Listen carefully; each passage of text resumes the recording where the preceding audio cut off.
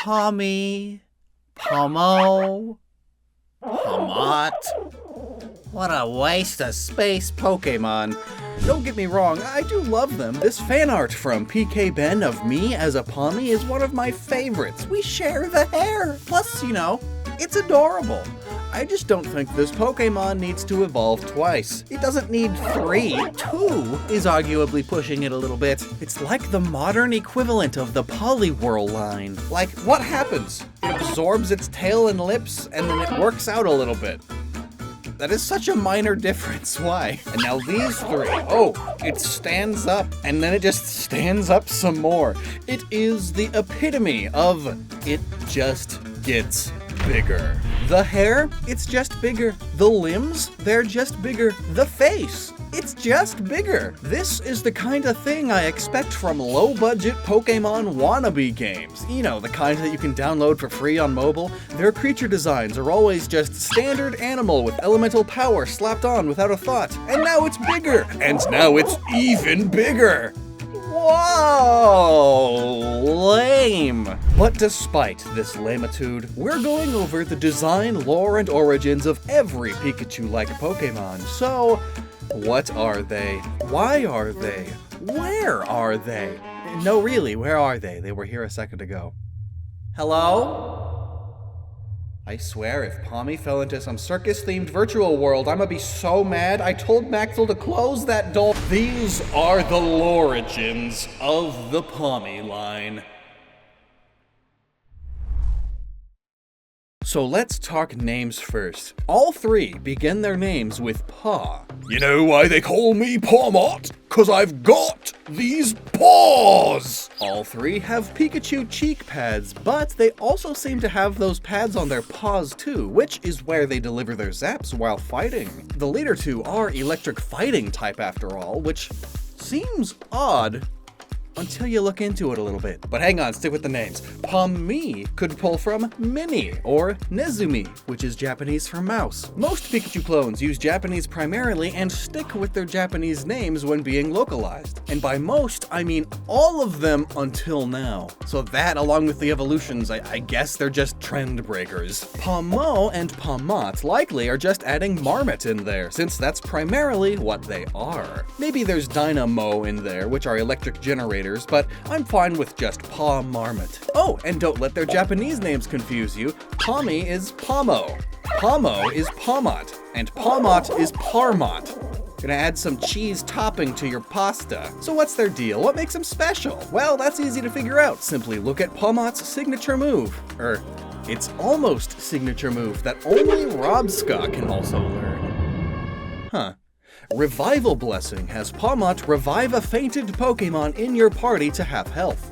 Oh my gosh, it's a Defibrillator! The classic boing, clear, zap. Electric Heart Helper to help revive people. Look at Pawmo's stance in its art. When you defibrillate someone, you're supposed to put the electrodes at an angle like this, which lines up with Pawmo pretty well. Pokédex. Pawmo uses a unique fighting technique in which it uses its forepaws to strike foes and zap them with electricity from its paw pads simultaneously. If you use a defibrillator on someone in a fight, it hurts a lot and is probably illegal. Plus, Pawmo learns arm thrust upon evolving from a Pawmi. It's the first and only fighting type move this Pokémon learns naturally, meaning the move is inherent to its design. And what do arm thrusts and defibrillation have in common with each other? CPR. Typically, you're supposed to try CPR before using a defibrillator, which carries a lot of risks. And have you seen what happens to some people who had to be revived with some rather intense CPR?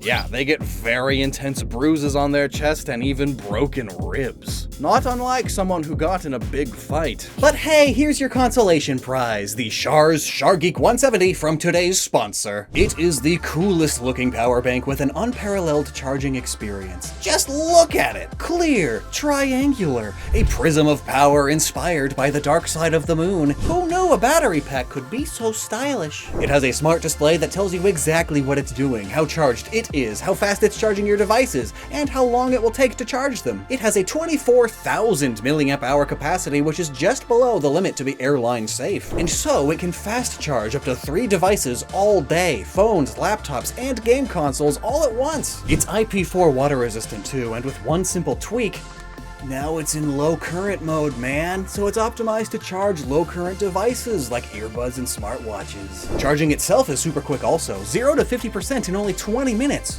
This is definitely the snazziest battery pack I've seen, and there is a link at the top of this video's description where you can check it out. So hey, how about a brief history lesson on CPR and defib, yeah? You love those. Well, I love those, and it's my show. Cardiopulmonary resuscitation is an emergency procedure combining chest compressions and mouth-to-mouth rescue breaths to manually preserve brain function until heart activity can be restored. And it's actually fairly easy to get yourself CPR certified. Most mid-sized and above towns will have classes for it now and again. AED certifications too, which will then allow you to play with, responsibly use defibrillators. My wife is certified for both, and that's really cool. CPR and defibrillation go hand in hand. Typically, when you want to resuscitate someone, you try CPR first, and then, only if that doesn't seem to be working, you go for the defib. And there are a lot of myths surrounding defibrillation that I'm sure TV and movies are to blame for. So outside of fiction, what is it? Defibrillation is a medical procedure that delivers a dose of electric current to the heart to treat life-threatening cardiac arrhythmias, such as ventricular fibrillation and pulseless ventricular tachycardia. This shock depolarizes the heart muscles, allowing the heart's normal pacemaker to re-establish a proper rhythm. And that is it.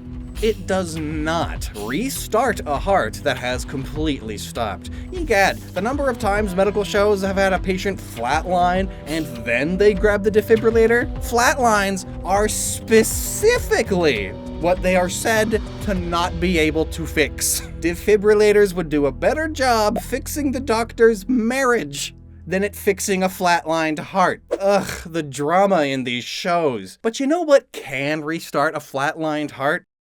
Freaking CPR, so get back to doing that! What are you doing with the chest zapper? It's just more dramatic, so that's how they write it, even though it makes no sense. Anyway, the history of CPR is interesting, hopefully. The earliest examples of it are biblical. In the second book of Kings, for example, Elisha performs mouth-to-mouth to resuscitate a boy who had died very recently. In 15th century Persia, one physician describes moving a person's arms to expand their chest, followed by compressions on the left side in hopes of reviving them.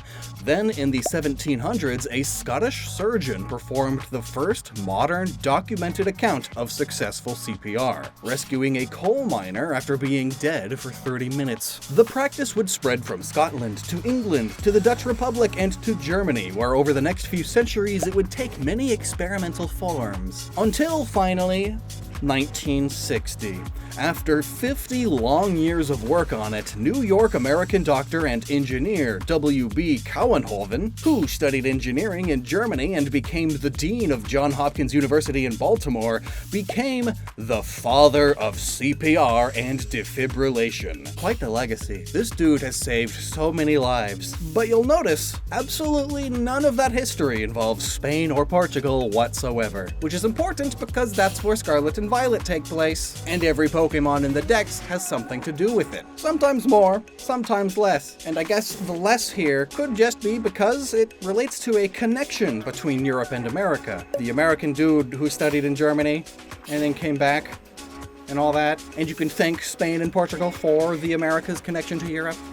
So, no, that's kind of stretching, isn't it? I don't think Pawmot was given defibrillator hands because defibrillation has to do with Spain. I believe it was just given defibrillator hands for 3 reasons. First, because it has to be electric type, it's a Pikachu, so why not? Second, because the alpine marmots that do live in northern Spain were recently brought back from the dead. They went extinct in the area in the Ice Age, but in 1948 a program to bring them back started, and by 1988 they were declared no longer endangered even.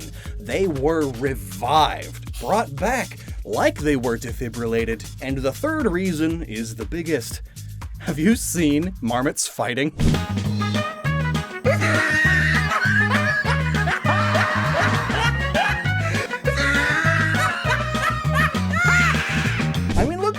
dudes. Hey, I'ma push ya. No, I'ma push you. Get pushed. Bro, push.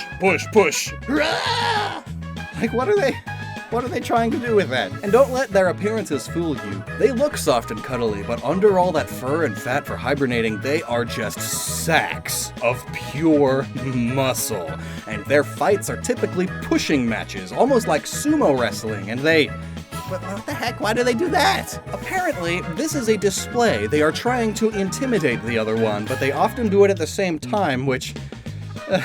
You intimidated yet, bro? No, are you? So now, imagine that they did have defibrillators. They are mostly pushing at each other's chests, after all, like CPR. Okay, bro. Well, how about... Oh, yeah? We'll take some of... It's like their bodies are seizing up, like they've just got electricity surging through them. Honestly, it's so perfect that I just don't know what to say. It's like Game Freak was looking at them as a potential basis for the Pikachu clone and saw this behavior and said, wow, they did our work for us. It looks just like they're zapping each other with their paws. Man, I love animal violence. But there is one issue in saying they are just defibrillator CPR marmots. Marmots don't have all the right equipment. They got the muscles and they got the bulky baggy bodies and the standing upright, but they've got tiny ears and a tiny tail compared to these Pokemon. So I think it's safe to say there's another rodent being mixed in there, just like with the Dene. And I think it could be the Viscacha, who are the right color, and got the ears and the tail, and live in a very similar environment to the alpine marmots, just on the other side of the world. The southern Viscacha, or Inca rabbit, lives along the Andes Mountains in South America, which, if you've seen our videos about other Paldean Pokemon, and how the region relates to real-world history, you know these regions are very, very closely connected, especially when it comes to Spanish-Inca relations specifically. I do love these sleepy-looking little guys, though. They always look like they need a nap, which is fitting of this Pawmot dex entry. This Pokemon normally is slow to react, but once it enters battle, it will strike down its enemies with lightning-fast movements. Yeah, dazing about all day like a Viscacha. But when the action starts, whoa, marmot fight! Now, what the literal heck is up with its evolution method? Pawmi to Pawmo is just a level up, so that's easy, but Pawmo to Pawmot, you have to take it for a walk outside of its Pokeball for 1,000 steps? Well, I'll get counting. 1, 2, 3, 4, 5, 6, 7, 8, 9, 10, 11. See, a part of me gets it, but another part of me disagrees. Marmots do not walk very far at any point in their life. They are very much homebodies. Many stick with their colony from birth till death, and they hibernate 8 months out of the year. That is a lot of just staying put, though they are known to disperse short distances once sexually mature in order to spread out and start nearby colonies of their own, but only up to 50% of them will do that. And it's still, like, not very far. An evolution mechanic like this would better fit a zebra, wildebeest, caribou, birds, butterflies, you know, animals that actually migrate long distances. Like, this is also the evolution method used for bramblin and bramblegast. They are tumbleweeds. Tumbling is what they do. It's how the plants they are based on spread their seeds. Then, Relortorobska, well, dung beetles often make these Sisyphean journeys to get their food to their homes. That's good enough, but Pawmo to Pawmot. Is it because the brand new Let's Go mechanic also raises Pokemon friendship faster? Is it just because it's this generation's Pikachu clone and they wanted you to do this as an homage to Pikachu Yellow? Or Pikachu following Ash outside the Pokeball all the time? Honestly, I think that's probably all there is to it. It's the new Pikachu, so treat it like a Pikachu. 999, 1,000! My eyes.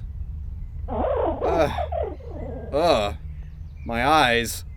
So if I walk backwards, will you go back? So that's Pawmo. It still doesn't seem like it needs to have 3 stages though. I feel like you could cut Pawmo or Pawmot out and it'd be better. Maybe mix elements of the two to form the new evolution of Pawmi. And then you got Pawmi, who's more of a Viscotcha, and you got this new Pawmo Pawmot thing as the Mora Marmot. It's just an idea though.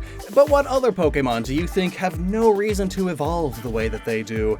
Let me know down below and subscribe to see when we talk about the next Pikachu clone. Thanks for watching, and never stop using your noggin.